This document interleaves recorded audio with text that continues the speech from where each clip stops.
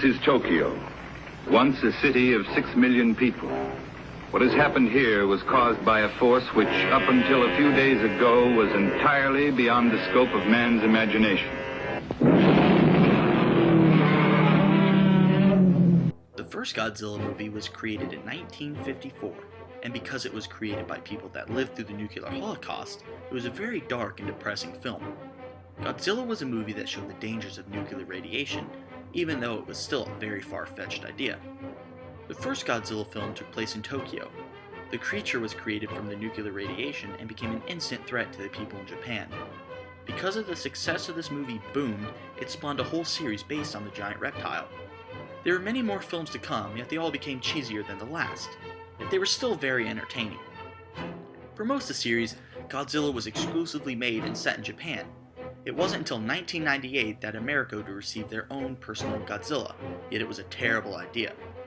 First of all, the movie was overhyped. You couldn't go anywhere without seeing advertisements from the movie. You would think that since the movie had so much publicity, it would be good, right? No, they horribly messed Godzilla up, and here's why. They didn't portray Godzilla in the right way. I'm all for taking creative liberties, but this went too far. Godzilla didn't fight any monsters, nor did he use his fire breath.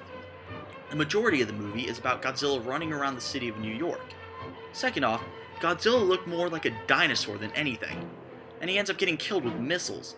In the old Godzilla, the military was no match for the monster. It was a huge disappointment and a slap in the face to the American audience. It wasn't until 2014 that the series was redeemed. Gareth Edwards took control of the film and decided to make the movie like it used to be, an all-out monster brawl. This movie is focused on a new monster, Muto, which stands for Massive Unidentified Terrestrial Organism. This monster, as well as the movie, has been teased since its first appearance at Comic-Con in 2010. This movie has redeemed all that was made wrong in the 1998 Godzilla movie. The fights between Godzilla and Muto are outstanding. Instead of two men fighting in rubber suits destroying a small-scale city, the effects were all computer-generated. The effects were so well done they looked almost realistic. Godzilla is back to its normal-looking self, looking like an amped-up version of the original. The new creature looks a little like the Cloverfield monster, yet still has its own uniqueness to it. Godzilla does unleash its fire breath abilities in this film, unlike the 1998 version. Also, the soundtrack to this film is outstanding. Just listen.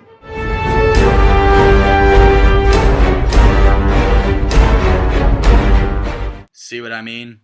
Overall, this is a perfect monster movie. Has action, drama, startling scenes, and most importantly, a good-looking Godzilla. This movie stayed true to the original films, and there are a few throwbacks to the original Toho movies.